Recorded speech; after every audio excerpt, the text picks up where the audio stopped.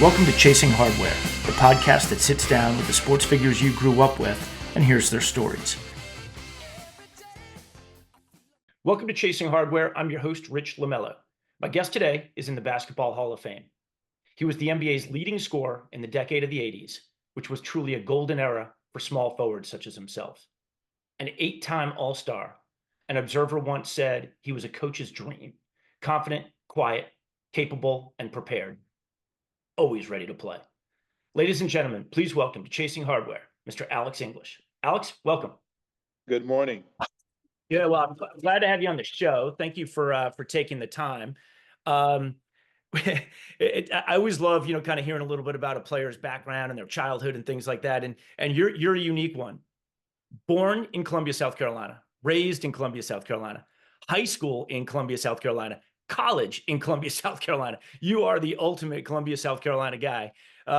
So let's jump in and start there. Tell me a little bit about your childhood and, kind of where your love for basketball came from.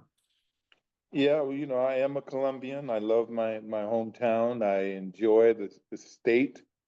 It's a beautiful state, and I grew up in the hood, so to speak, and 3-room house with my grandmother at the head of the household and 13 other kids, my cousins, my sisters, my brother.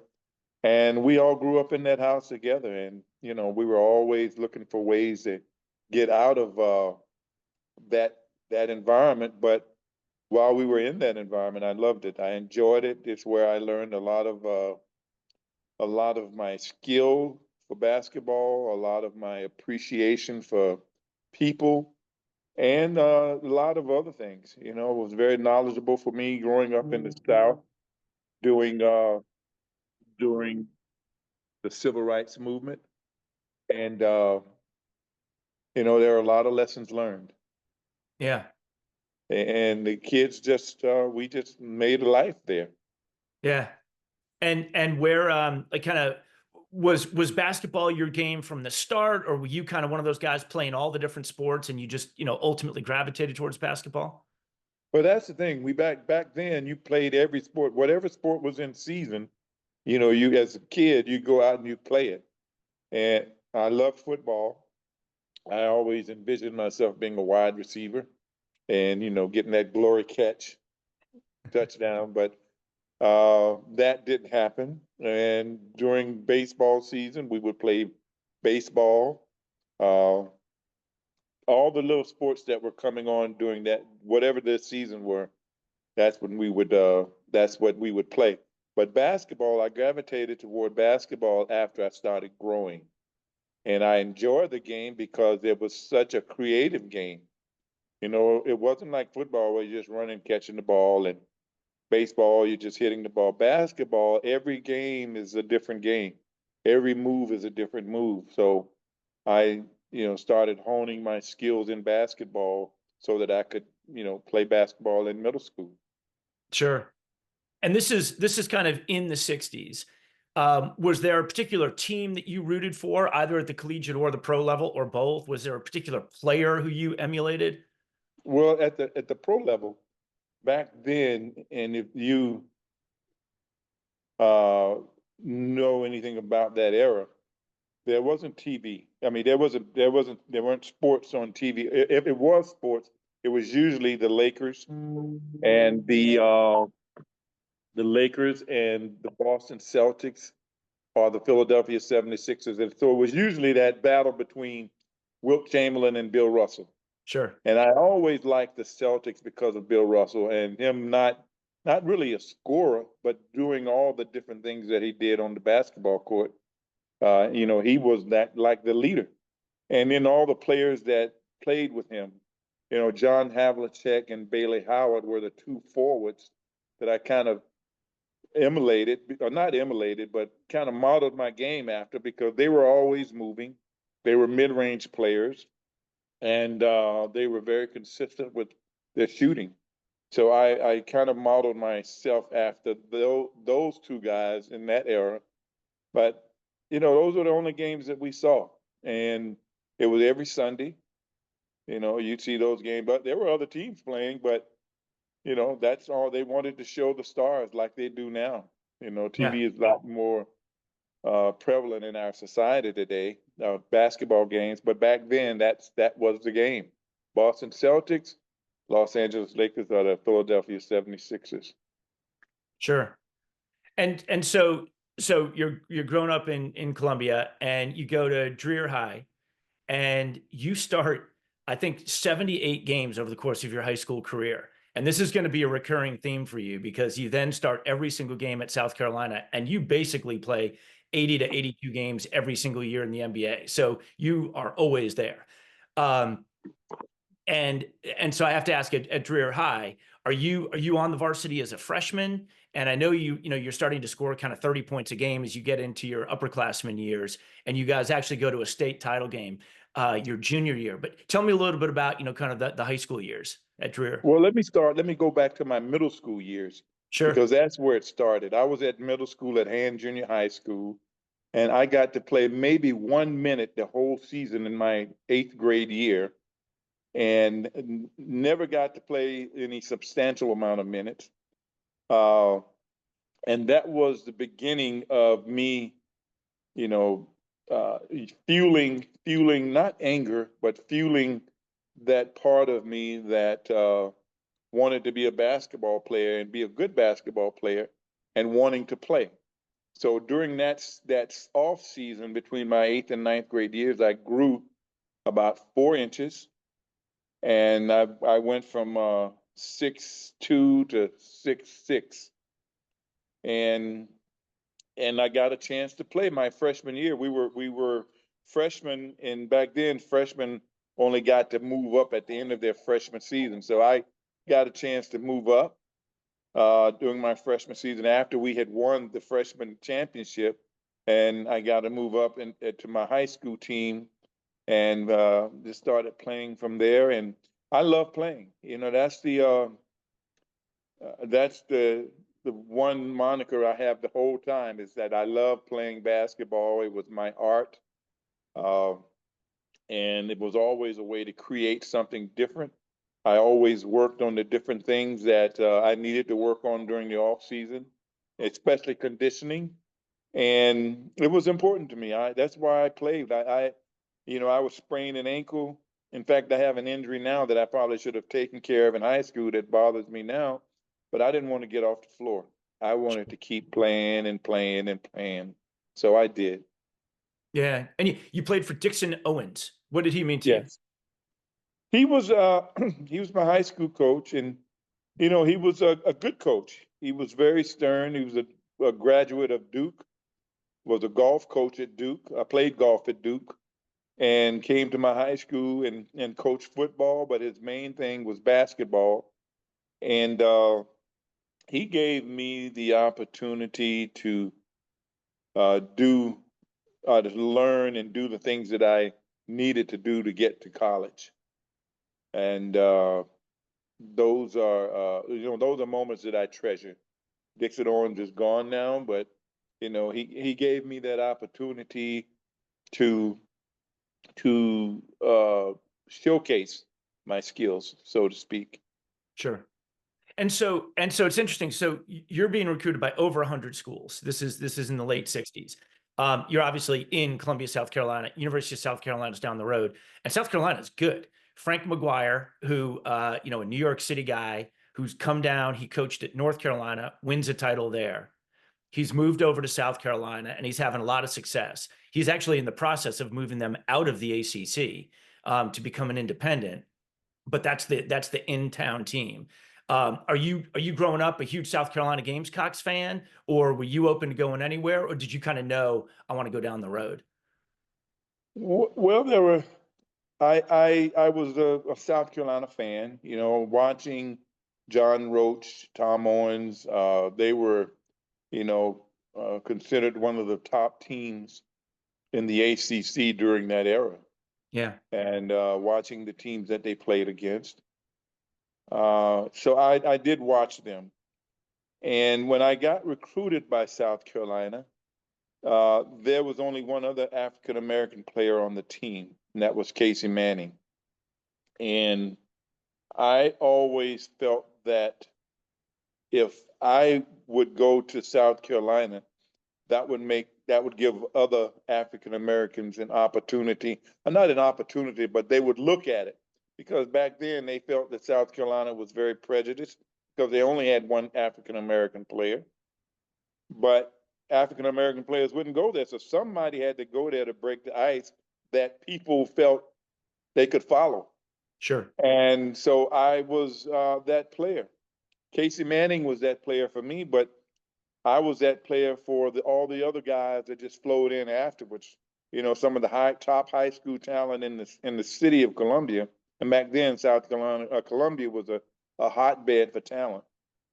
So I felt like I would be that instrument to help push guys to the university. So that's one of the main reasons that I went.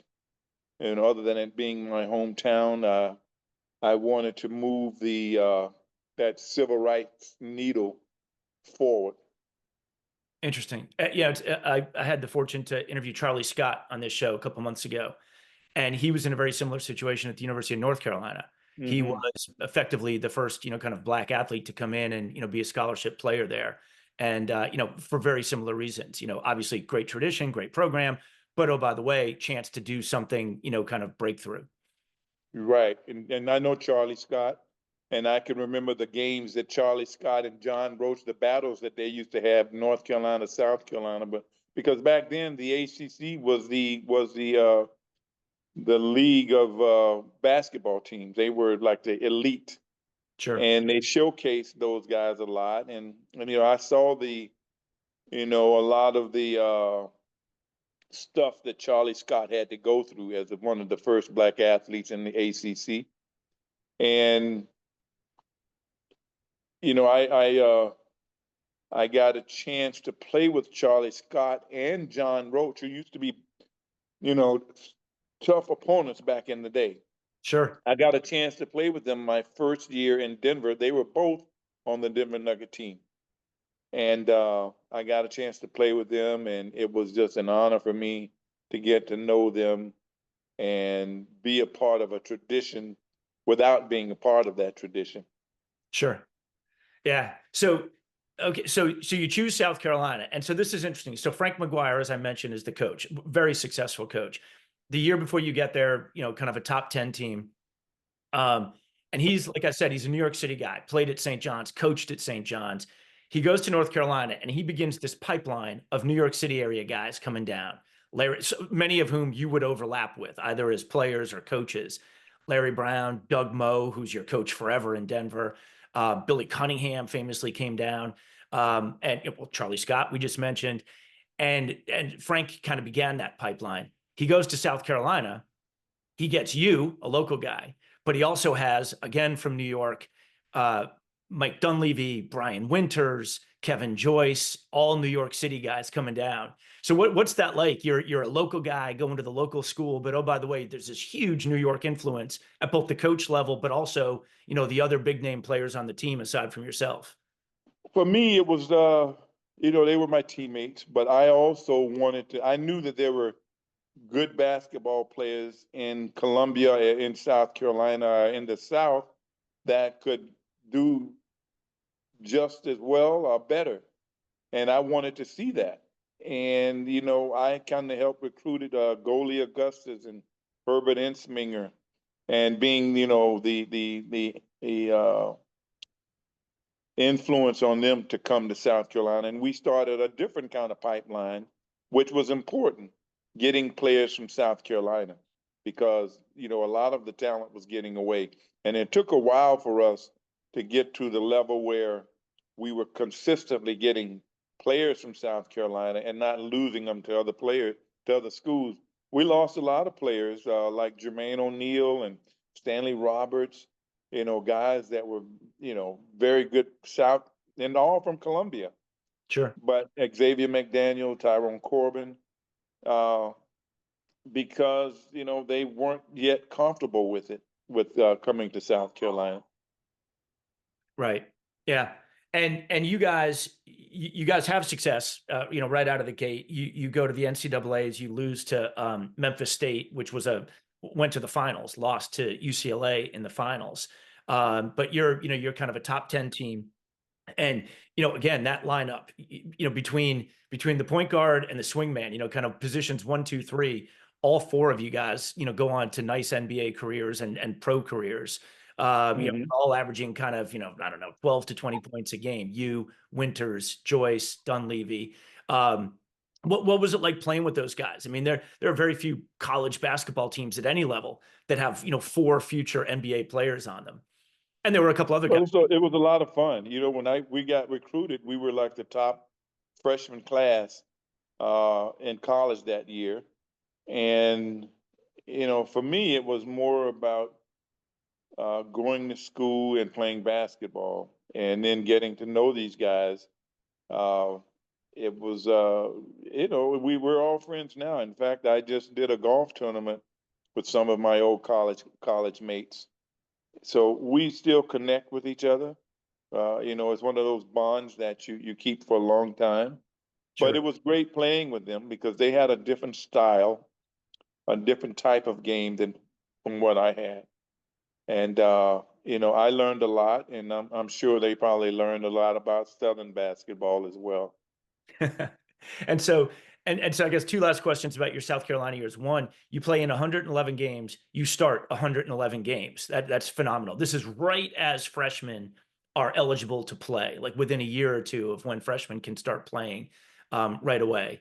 And so you're one of those first guys, and you start right away, and you never miss a game. Tell me a little bit about that. Like obviously you had played in a lot of games in high school too. Tell me a little bit about that mindset. And also tell me just what playing for Frank McGuire was like. Here's a legendary coach, success at, every stop. What was he like? Well, playing all those games and it was something that I expected. Right. I worked hard for it and I expected to play. From my high school years, I worked hard. It was something that I enjoyed doing, and I pushed for that. And Coach McGuire was one of those coaches that wanted to win basketball games, so he let me play. But he was a very classy coach. They don't have those type of coaches left in the game today, like Ray Meyer, Frank McGuire, uh, some of those ACC coaches, Lefty Drizel. They were class acts, and they knew the game of basketball. Uh, so I enjoyed playing for Frank. Learned a lot of things off the court, like how to be a gentleman as well, Hmm. and how to tip people, and pay them for good quality service. That's cool. Life lessons. That's very cool. And at one point, was it during your college years? Like, at what point do you realize, oh my God, I might have a shot at the NBA here? My junior year, and I had a good junior year. I think it was my probably one of my best years, Hmm. and I had gotten a feel from Coach McGuire that there was a possibility, and he had a friend who represented athletes, and he had hooked me up with his friend to represent me my senior year, and I got the opportunity to play, and always felt that I could be an NBA player. And one of the things that fueled my fire was one of my old teammates, Kevin Joyce, had gone to the ABA, Hmm. Indiana Pacers, and had played that one year. And I guess he came back that summer to Columbia, and I guess one of the reporters, one of the news reporters, sports writers, asked him, about my possibility of making it in the NBA. And he felt like, I don't know if he could make it because it's a very physical game. And I don't know if he's ready for that. And that for me, that was a big, forever burning log on the fire. Mm. And I wanted to prove that I could. So I worked hard and did all the things that I needed to do. I was in the best shape. I perfected. And I think when I was in college, I played around the hoop. So I had to learn how to play facing the court, facing the basket as well. Hmm. So I did that that summer. I started learning how to, 1-2 dribble pull up, getting to the basket, and being able to play basketball a different kind of way. Interesting. And I read an interesting quote of yours, kind of to that point. You said, I was strong, wiry, thin.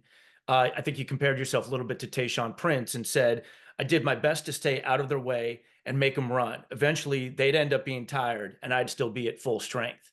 So Yeah. kind of like be smart enough to know, like, you don't have to get overly physical, just, kind of make these guys work and you'll win it at the end if you're in better shape. And that was my motto, being in shape and being strong. I was wiry, but I worked hard at strengthening my body and stretching my body and being prepared to play. And I think that's been one of the reasons why I was able to have the longevity is not getting injured and playing a long career. Sure. And so you do get drafted. You go in the second round to Milwaukee, and Milwaukee's an interesting team. A few years earlier they had won the title with Kareem and Lou Alcindor at the time, Oscar Robertson, a young Bobby Dandridge, and then kind of over those couple of years, Oscar retires, Kareem gets traded to the Lakers. Now all of a sudden the team is kind of on the downslope, I guess. And you get there. Larry Costello is still the coach. He's the championship coach from a few years earlier. And oh, by the way, in addition to winning a championship, they'd also been in another championship finals where they lost to Boston. So this is a good team. But now they're starting they're starting a rebuild, basically. And you come in, Costello's the coach, but he's let go almost immediately within the first month or two of the season. And Don Nelson takes over, one of those Celtics that you had been watching on TV, 8 to 10 years earlier. He's your coach now. But it's an interesting team. You guys are loaded at the wing. It's, you've got between shooting guard and small forward, it's Junior Bridgman. They brought in your old college teammate, Brian Winters. He was in that trade for Kareem, Bob Dandridge. You guys have a lot of wing, perimeter And shooting. Dave Myers. Dave Myers. So Yes. tell me about that. You're coming into the league, but you've got a lot of talent, right in the position that you're, the two spots you'd be playing at. Tell me about that, the transition to the NBA. And that year they had drafted, I think Quinn Buckner was the first round pick. Yep. Scott Lord, myself were we had 2 second round picks, and the third round pick was Lord Walton. So like you say, they are rebuilding, and my chances of making the team was very slim. And we had been practicing and working out, and I just, like I said, my work ethic was the thing that took me over the top. But they still had too many forwards, and they had to get rid of somebody. And after not summer league, but after preseason, and I had a good preseason. Wayne Embry, Don Nelson, they called me in. And Brian Winters, who was my buddy, we lived in the same neighborhood. He drove me down because it was that cut date, and we knew that somebody had to go. They called me to come down to the office that evening after practice. Brian Winters takes me down, and he said, "I'm going to hang out over here at the bar." And I go in, and Don Nelson and Wayne Embry are sitting there, and they say, "Hey," and talk, and they say, while you were on your way down here, we decided that we need to keep you. I mean, the work that you put in, we need to keep you. So that was one of those times I could have been a journeyman going to somewhere else, not knowing where I was going to go, and then being kept on the team for that year to play, with the Bobby Dandridge and Junior Bridgman, Dave Myers tutoring me. And they decided to let Clyde Mays go, who was another South Carolinian who had beaten me in the high school championship, the one high school championship that I was in. And he was the reason why I changed the arc of my shot, because he blocked it so many times in that championship game that I said, I'm going to go back and I'm going to change the way I shoot the ball. And I did that. But, the way things go, and it's just weird. He is the guy that I replace on the Milwaukee Bucks.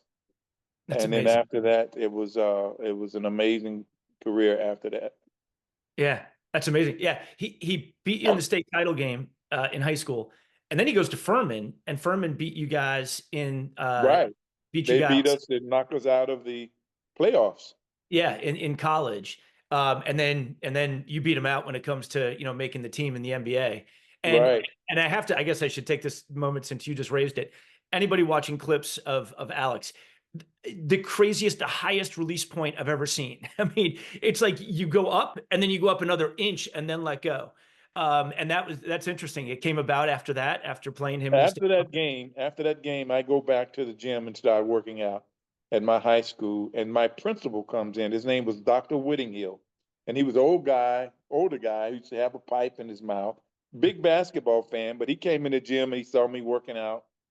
And he said, I think you have to change the way you shoot the ball or your release point, because watching that championship game, I was shooting the ball from here, Sure. and he said you needed to get it up higher. So I said, okay, I've got to work on this shot. So what I did was all summer, I would work on shooting that shot, jumping as high as I could, and then releasing the ball at the top. So I worked on that and worked on that, and that became my shot. That's amazing. Yeah, I mean, it's as unique a shot as I think has been out there. And I did not Yeah, know. well, I mean, I think the only other thing that's unique is maybe Kareem's sky hook. Right. Right. Oh my God, that's so funny. I did not know that was the backstory. That's really cool. Yeah, so you make the team, and it's actually the one you play 60 games as a rookie, but it's the one season where you don't play kind of 79 or 82 or 81 games. Um, and then the next year they draft Marcus Johnson. Now by now Dandridge is gone, but they draft Marcus Johnson, another guy kind of at that position. And so, but you're playing a lot your second year. You have a really good playoff run with them, where you beat Phoenix and then lose to Denver in seven.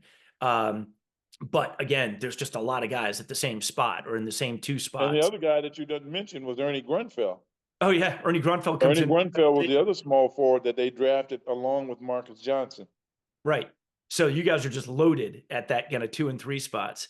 Um, and so are you kind of thinking yourself, okay, I think, I think it's time for me to move on here, or what's that, what's the thought process there? The thought process, I enjoyed playing for that team, and I was going to be there. I felt like I was going to be there for a while. Hmm. But over the summer, with the collective bargaining agreement, which was going through a major change at the time, one of the things that they had added to the collective bargaining agreement was that a player could leave a team.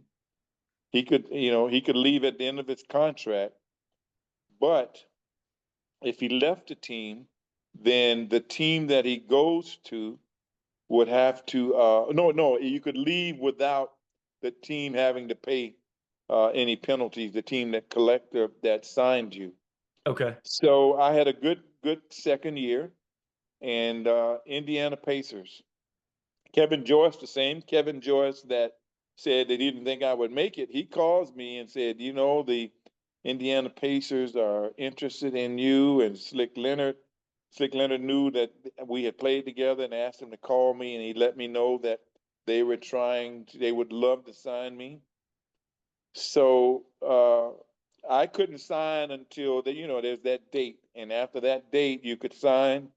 Well, when free agency came around, I I knew on midnight, Slick Leonard called me and said, "We're going to pay you this, this, and this for 3 years, and we want you to come to Indiana. 3 years, guaranteed, 130, 150, 170."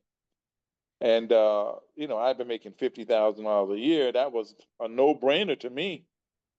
And but what the one thing that the team could do, the Milwaukee Bucks could do, is they could match the offer, and I would have to stay.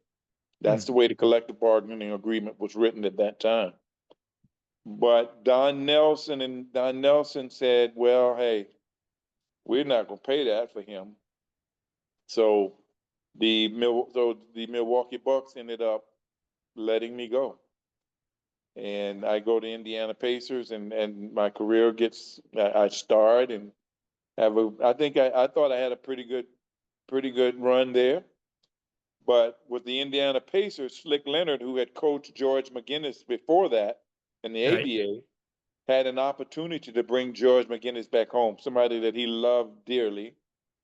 And the other thing that was going on, the Denver Nuggets, the head coach at that time was Donnie Walsh, who was my assistant coach at South Carolina, and he had Ben Jobe, who was also an assistant. He was the head coach at that time, and he made a deal to bring me in and trade George McGinnis back to Indiana and send Bobby Jones to Philadelphia. Right. So that's how I got to Denver, and that was like during the All-Star break. My wife was pregnant with my daughter, our first child, so all of that was going on. But I go to Denver, and when I go to Denver, I've got two coaches that knew what I could do and knew my work ethic, so I got a chance to start. Sure. And once I started, I never looked back. Then they brought Doug Moe in, and Doug Moe was a run shoot offense that suited my style. So I had a coach. Donnie Walsh moved on to Indiana as a general manager. It was interesting that he ended up going to the team that he traded to get me Yeah. and having a great career there. But I ended up playing in Denver for 11 years. Yeah. Yeah, and it's a hell of a lineup. So, yeah, so you go there, and it's just interesting how these things play out. So, we talked earlier about Frank McGuire and the pipeline of New York City guys. Donnie Walsh is another one who would come down to North Carolina to play for Frank. He obviously becomes his assistant. Doug Moe, who becomes the coach in Denver, he's another one of And those. Donnie Walsh and Doug Moe and Larry Brown played together at North Carolina. Yeah, yeah, all having come down to play for Frank McGuire, just like you had. So there's like this, kind of bond, like this common history, I guess you'd say. So Yeah. yes, you play for Donnie Walsh, and I'm sorry, not Don. Well, yeah, Donnie Walsh, and then he leaves in your second year, I think, and that's when Doug Moe Yes. comes in. And Doug Moe comes in. Doug Moe is his assistant. He takes over, and that was it. That was the yeah, way it was. and so on that team, you've got, I mean, it's like an iconic group of guys that stayed together for the better part of a decade. You've got in the middle, you've got Dan Issel, just big and tough, country strong. You've got David Thompson, the Skywalker. So when you come in and you've got Dan Issel there, you've got David Thompson there. What I have to ask this question. Everybody's got their different forms of athleticism. What's it like when you see Thompson and his jumping abilities up close like that? Oh, it was very entertaining. I mean, there were many nights that we see highlights. It was like a highlight because he was just an amazing athlete. I can remember playing the Lakers and him coming down on the wing and Michael Cooper he was on the break, Michael Cooper running down to get ready to block a shot. And he cups it with his hand and he just throws Michael Cooper and the ball through the hoop. That's So he was a great athlete. And even though he had issues going on at the time, he was still a great athlete. Yeah, yeah. And tell me about Issel in the middle. He was an anomaly. He was one of those big centers that could shoot the jump shot, that could make outside shots. So he had Kareem and those big centers back then. Back then they were at the 7-footers who wanted to stay close to the basket. Sure. Dan would take them out, and if they come out and guard him, he would pump fake and drive right by him. So he was one of those centers that was on the game changing the way the game was played. Um, and then we had Kiki Vandeweghe at the four. He and I were the forwards. Right. So we kind of alternated on who we were going to guard at the power forward whenever we played. And, but it was the thing that bothered most teams was that we were runners and they tried to match up to us. Right. Yeah. I read something. I think there were 4 straight years there in the 80s where you guys led the league in offense, points scored, and were Yep. last in defense, points given Yep. up. So everything was And that's because when you're running, for the team to keep up, they have to run too. right. They have to score points to win basketball games. We at that year we weren't as good a defensive team as we were the following year because we got Calvin Nat and Sure. Fat Lever and Wayne Cooper, all very good defensive players. Wayne Cooper was a shot blocker. Calvin Nat was a power forward who could score. And Fat Lever was a point guard that was a triple-double type point guard. So Yeah. those are the teammates that I added, and those are the wonder years that we had great teams every year. Yeah. And also another great defensive player, T.R. Dunn, kind of And T.R. Dunn was our two guard who, when we playing Michael Jordan and Clyde Drexler and guys like that, TR was a guy that guarded them. yeah. And then Fat Lever was a point guard that could play, that was great at defense as well, and passing and rebounding. And then power forward was Calvin Nat, who was just powerful, but could score. Yeah.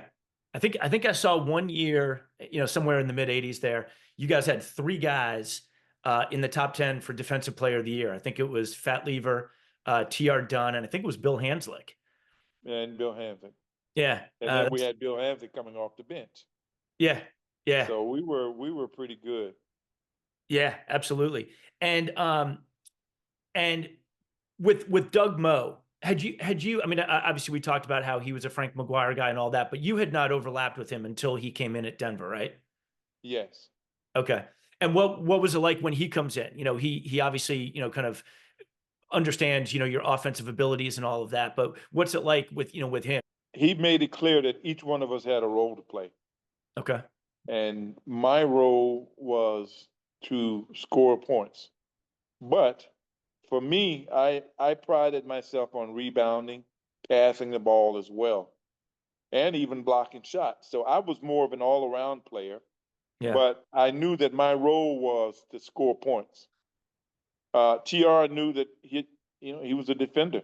He was a defensive player, and he had to lock down the best player on the other team every night. And Calvin Nat the same way. And Calvin could score as well.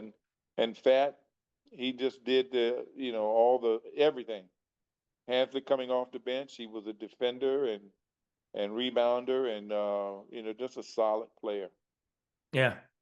And, so it's interesting. You play in Denver all those years, and I interviewed on the show Rick Upchurch, the kind of Football player. one of the top return men of all time. And we were talking about teams coming to Mile High, and I was saying that as a kid, in my mind's eye, you just always saw the guys on the visiting team on the sideline with the oxygen masks on, especially late in the game. And he said, like, that's when we knew we had them. With in basketball, was it a little bit of the same? You guys could run. You guys were obviously kind of in shape. And would other teams come in, and would the oxygen just get them a little bit? And was that an advantage for you, or is that overthinking it? It was an advantage for the first few minutes because you knew they had in their mind that the altitude was going to mess with them. When you're that kind of an athlete, you're a basketball player, your body acclimates after 2 or 3 minutes, and you're able to play the game. Okay. So we had the advantage because they thought that they were going to be struggling. But right. By the time the end of the game came around, they knew, well, hey, I'm ready to do this. I remember playing Houston Rockets and them having an oxygen tank all the time when they came in because Hakeem Olajuwon had to have it. Right. They weren't used to running. They weren't used to pushing the ball up, us pushing the ball up. So interesting.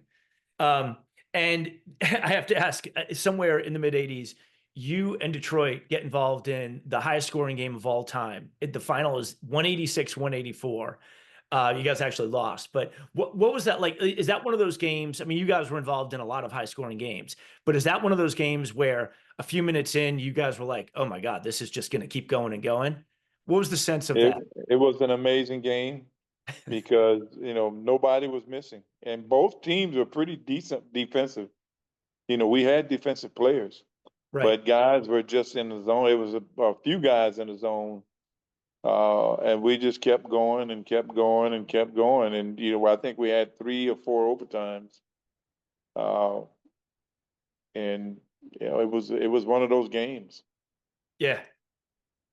And then the next year, the 85 season, you guys in the playoffs, you knock off San Antonio, George Gervin, you knock off Utah, and then you get to the Lakers. Now, this is, and I guess I should take a step back for a second. Right when you get to Denver and you're in the Western Conference now, that is right when they draft a point guard from Michigan State named Magic Johnson, and the Showtime era kicks off almost immediately. Yeah. Which made it tough for every other team in the Western Well, made it tough for every team, but it made it tough for the Western Conference for sure. What was that like? Did you guys all of a sudden look out there and say, "Oh my God, like look at the talent those guys have between Kareem and him and everybody else"? We looked forward to playing the Lakers. In fact, that Western Conference Finals, we were playing them. I don't know what our season record looked like against them, but they didn't beat us all the time. They hated playing us. That year, they we go to the Forum, and they killed us the first game. The second game, we come back and we beat them, and we blow them out of in their own gym. Sure. The third game, because back then it was 2-2, 1-1-1 in the playoffs. So Right. we go back to Denver, and the first game in the first quarter, uh, we're fighting for a rebound, and Kareem gets the rebound. And at that time, I had my fingers taped because I had ligament problems on each finger. Okay. And Kareem gets the rebound. I put my hands up like this, and he gets it, and he comes like this. He does, clearing the lane. Yeah. And his elbow hit me in this thumb here, and it Hmm. ends up breaking my thumb in 3 places. And I go back down the court, and I just said, this feels strange. And then I looked down, and I realized I couldn't do anything with it. And I was taken out of the game, taken to the hospital that very night, and got surgery for this thumb. And that was the end of our playoffs because the next game, Fat Lever got hurt, Calvin Nat got hurt. We all knew that we had a role to play. They Right. knew that my role was to score. My role Right. was to give them 25 points plus a night. And in that series, I was probably averaging 30. You were. So without that, it made it difficult for us for the Nuggets to move forward. Yeah.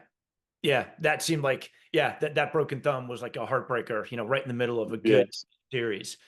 And then about a year or two later, you guys bring in Michael Adams. He had been in Washington. And similar to you, he had gotten off to a good start in his career, but he really thrived when he got to Denver. Tell me about when Adams came out, and all of a sudden you had, Adams and Fat Lever were your backcourt. Mike came off the bench because we always had to have TR Dunn out there Oh, right. at the Yeah. two Yeah. playing defense. But when Mike came in, he had that little push 3-pointer, and he was quick as a cat. And he started making threes for us consistently. And that was a level of our game that hadn't been there in the past, where we had a consistent 3-point shooter. Although Mike Evans did make threes and Kiki Vandeweghe in the past, Michael Adams was consistent with his threes, and he was a tough player. So Sure. he kind of kept us in that level. Yeah. Was it disappointing for you when they traded Kiki? At first, it was, until I saw what we got back. Mm. And what we got back is what propelled us to have all those good years. Calvin Nat, Wayne Cooper, and Fat Lever. Right. Okay. And I Yeah. think Portland went down after that. Yeah. Yeah. Nat is one of those like kind of underrated guys because you Yeah, look at his stats and they're fantastic. They're phenomenal, for the better part of the decade. But you don't hear about him talked about it, as one of those like kind of, you know, very highly regarded power forwards from that era. yeah, yeah. He was tough. Yeah. And then you bring in Walter Davis, comes up from Phoenix, and another guy who'd had some problems, but he comes in from Phoenix, and he's basically coming off the bench, but he's giving you guys 15 or 16 points a game. Another just great scorer. What was it like when Walter came in? Walter was pretty good at that time. He wasn't the Walter that was giving the Phoenix Suns all those buckets that he was given at that time, but he was coming off the bench, and he would probably spell myself or Fat Lever or whoever the two guard was. Uh, so he gave us some good minutes, but what happened was that Bernie Bickerstaff, who was the general manager at that time, Hmm. I had my free agent year after that when Walter came in, and he felt like he didn't want to pay me any more money because he felt like he had Walter Davis there to do what I did, and he ended up not renewing my contract. I ended up going to Dallas. Had an offer from Utah as well, and I probably should have gone to Utah, but I went to Dallas, and uh, that's when the Nuggets, started. They didn't have the same team after that because they let myself and Fat Lever go to Dallas. Yeah, they let you go, they let Fat Lever go, Danny Shays leaves, and they fired Doug Moe, who had been, kind of Yeah, the architect of kind of that team, that run that you guys had in the 80s. That's a big switch. That's a big change for any team to, kind of go right. through. Um, And that was Bernie Bickerstaff. That was him. I guess he felt like he needed to retool the team. I felt really dishonored because I'd given them 11 years and was expecting to retire there. But, that's not something that he wanted to do. yeah. And and when when you go to Dallas, so that's an interesting team because you've got this, kind of iconic backcourt at the time, right? Derek Harper and Rolando Blackman. Obviously, you're coming in with Fat Lever. They've got Roy Tarpley, who obviously is a, kind of very talented center, but had demons for sure. And you come into that team. And so are you kind of sitting there thinking, okay, well, it's been a great run, or are you thinking, God, maybe I should, try to play another year somewhere here in the league? Like, what's it kind of like for a veteran player? You go to a team, they're struggling, they've got the issues. Fat Lever and Tarpley are both injured that year, also. What's that year like for you? It was probably my most disappointing year in the NBA because we had a player in Roy Tarpley who could have been one of the all-time great players Sure. in the NBA. I mean, there were some early games that I saw him just destroy Patrick Ewing and Olajuwon. He was just too skilled at 7 feet tall. Hmm. And we had Rolando Blackman and Derek Harper, who had been there and done a great job. And we had their coach, Richie Adubato, who was more of a defensive coach. Hmm. And what he didn't realize that he had a group of players who were older players and didn't really need all that defensive drill stuff that he always wanted to do. Hmm. And I ended up getting a hamstring tear first time in my career, and which is something that you have to give a chance to heal. And then Roy Topley gets busted, so that takes him out. Uh, and other guys started getting injured as well. So I think they ended up firing Richie maybe, but that was a disappointing. I thought we had the wrong coach at that time in Dallas. Hmm. Uh, So there were a lot of guys that were disappointed. And then Roy Topley was really the key. And he was down, he was gone. And we had Herb Williams, we had Randy White, James Donald. James Donaldson. We had a really good core of veteran players, but Richie Adubato didn't know how to coach a veteran team like that. Interesting. And I have to ask, so I mentioned at the beginning, so you go to 8 straight All-Star games in the 80s. You are the leading scorer in the decade of the 80s, in, you know, one of the golden eras for the league, right? And I mentioned the small forwards. Indulge me for a second. I'm going to rattle off a bunch of names here. So you go to the All-Star game 8 straight years. These are the other guys. And obviously there's some fluidity to position. Some guys are, you know, 2s and 3s and 3s and 4s, but it's you. It's Dr. J. It's Bird. It's Dominique Wilkins. It's James Worthy, Clyde Drexler, George Gervin, Walter Davis, Pippen, Mullen, Bernard King, Dantley, Mark Aguirre. I mean, this list is insane. David Thompson, Kiki, Larry Nance, Tripucka, Marcus Johnson, who you had overlapped with for a year in Milwaukee, Cornbread, Bobby Jones, who obviously is a defensive stud, but nevertheless, he's, you know, in the position. Detlef Schrempf, early on in your career, Jamal Wilkes. And then, you know, oh, by the way, Calvin Nat's, I guess, a power forward, but Rodney McRae, Paul Pressey. I mean, just an unbelievable, that is basically every roster has a guy who can, you know, fill it up when need be, you know, can play tough D.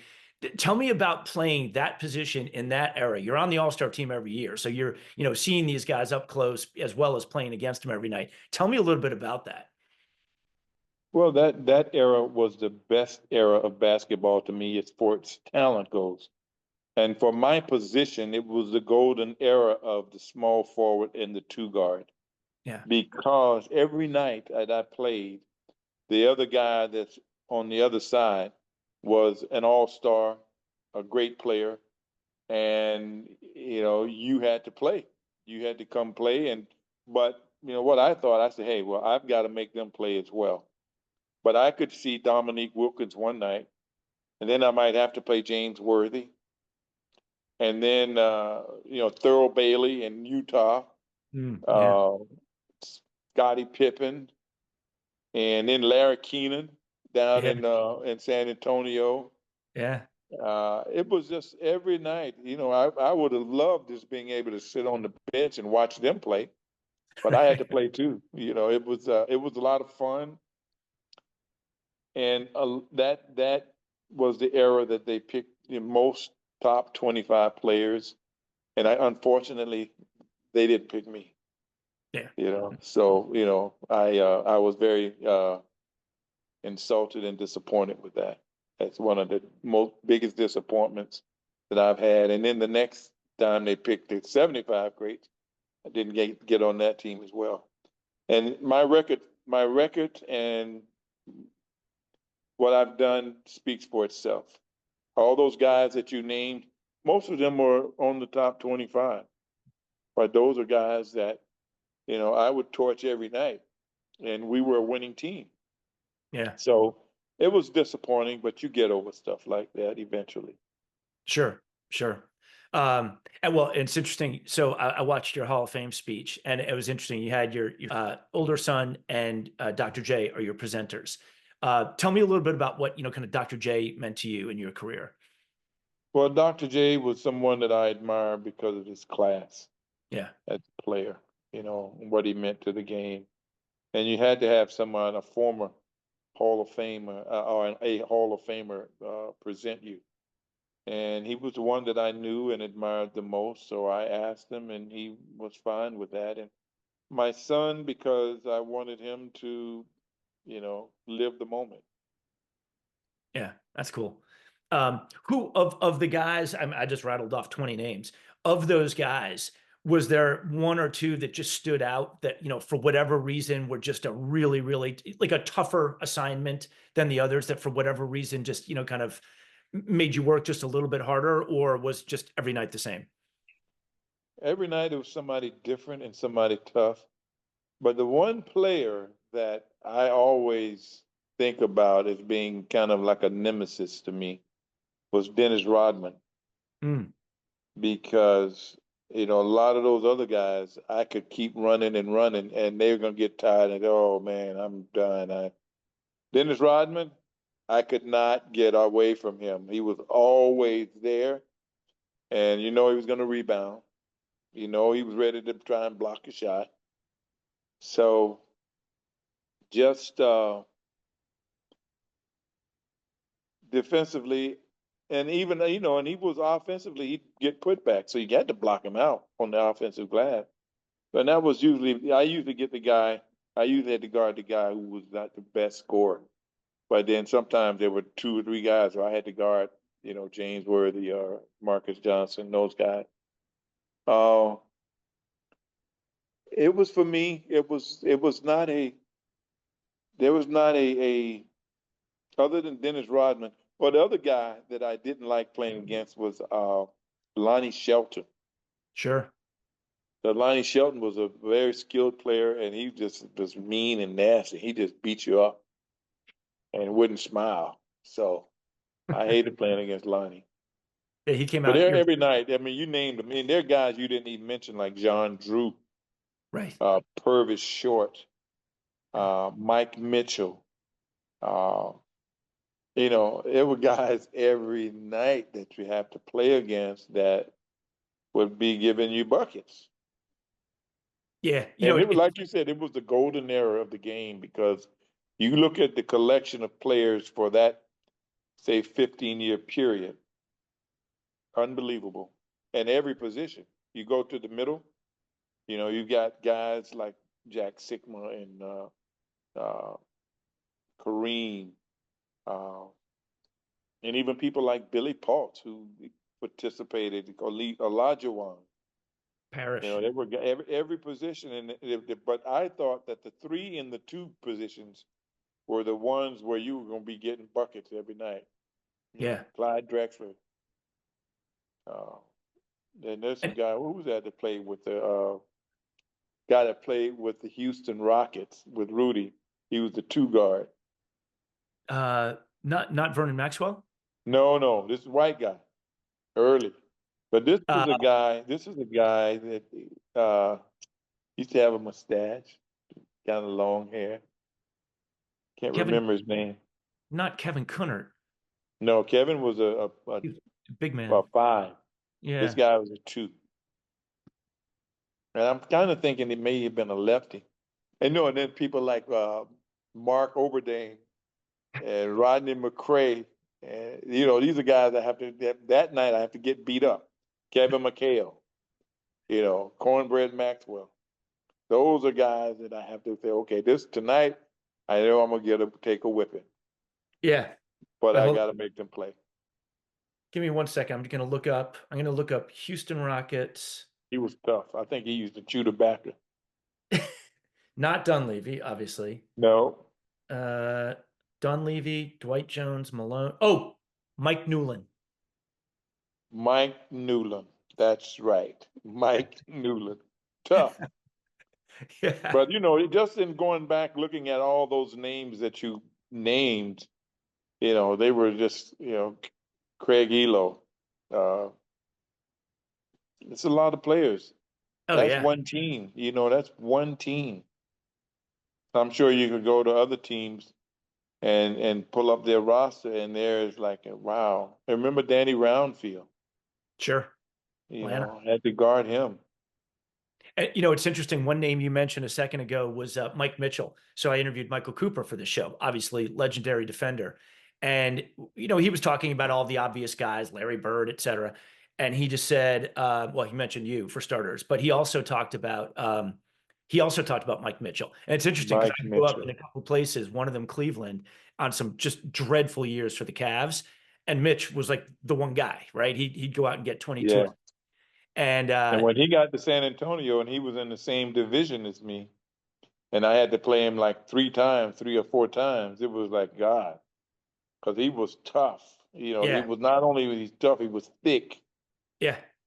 Yeah, and Cooper even said he's like, man, that guy, he could score any way he wanted, and Yep. just for whatever reason wasn't on top teams, and so never got the notoriety some of those others on that list of 30 or 25, whatever it was. But it was interesting. He brought his name up in the short list of guys that were really tough to defend. But he and I played against each other in the Pan Am trials back then. Mm, I think my junior year in college, we met, and he was at Auburn, yep. and we were trying out for the team. And I was like, man, this guy here, he's just tough. He was really tough. And then we both ended up going to the NBA in the second round. I don't know, maybe he was the first round, but he was tough. Yeah. Interesting. And one thing that I wanted to get to is so that late 70s going into the early 80s. That's a real transition period for the NBA. I mean, a lot of people might forget that there was a couple of years there where the NBA finals were being shown on tape delay, after the Yes. news. And then, obviously Magic and Larry come along and Michael Jordan and that group of guys that you were part of that we just talked about. And all of a sudden the league just changes. You're in a very interesting spot. You're a team rep for the union, and then you're both a VP and then the president of the NBA Players Association in this period of incredible change for the league. I'd love to, kind of hear about that side of it, kind of the business side of things. Well, during that era, there was a lot of change going on. NBA had become popular. David Stern had kind of steered us through the problems that we had with the drugs, and had gotten everybody into the idea, and everybody understanding that it was going to take all of us together, making sure that we built the league up in order for the league to start making money. Because, Sure. like you say, we were on tape delay. But when Magic and Bird came in, it was kind of like you look. I compare that to the WNBA. This year you had Caitlin Clark and Angel Reese and that crew. A good year, and the attendance went crazy because you've got these stars that people want to see, and that's what happened with Larry and Bird. I mean Larry and Magic, but there were other stars that came in too.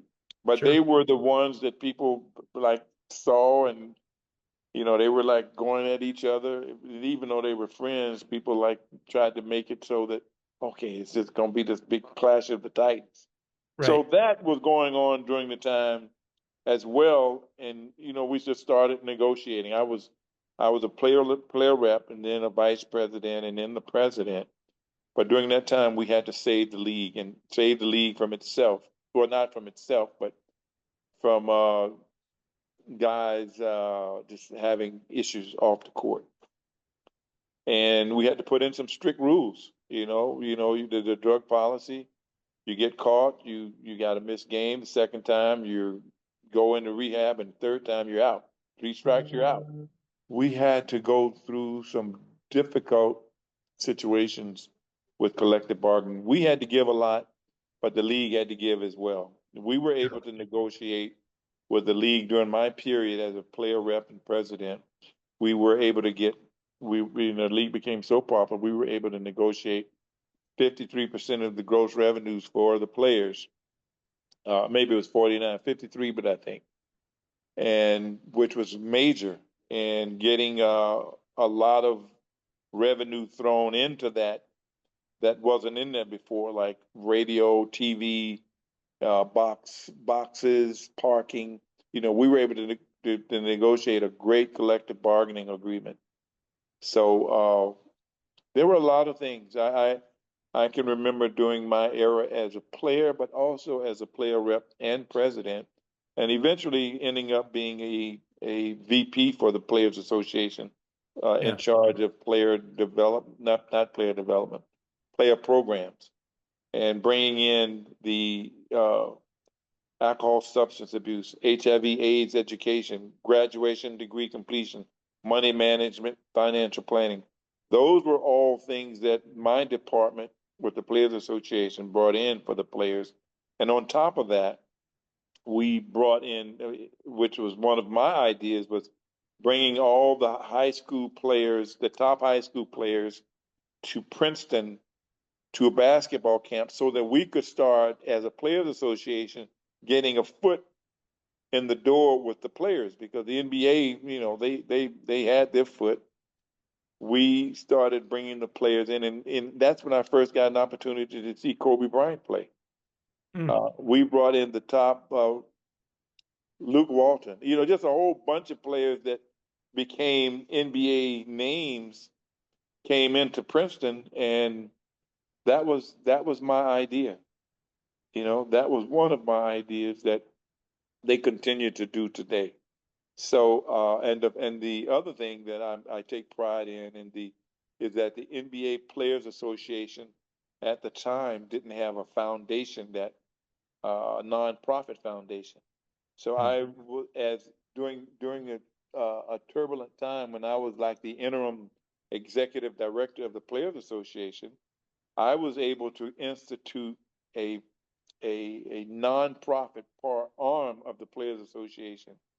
And today, that nonprofit arm has probably got 50 million or more in it, because it was all the money that the players was fined, all the fine money, and then you had a money manager managing it, and I think it's probably grown to millions now. So I feel proud about that. My role as a player rep and as the vice president of player programs. Yeah. Wow. Oh, that's a hell of a legacy. Yeah. And as we said, like, at such an important time for the league, and look where it is now. It's insane. Yeah. Well, look, Alex, I have to tell you, I've taken up a ton of your time. So thank you so much. It's been so interesting hearing about, kind of growing up in Columbia, and obviously the South Carolina years, and the iconic career, the iconic Hall of Fame career, and just such a golden era for the league and for your position and for yourself. Thank you so much for taking the time to come on Chasing Hardware. Well, I would love to get a copy of this. Sounds good. Well, I thank you so much for taking the time to come on. I really appreciate it. Okay. All right. Take care, Alex. Thank you. You too. Bye-bye. And thank you for listening to Chasing Hardware. I've been your host, Rich Lumello. The Michael Stanley Band brought us in, and the Suburbs with Life is Like are going to take us out. Speak to you next time. Tonight, it feels like life. Come on. Life is like.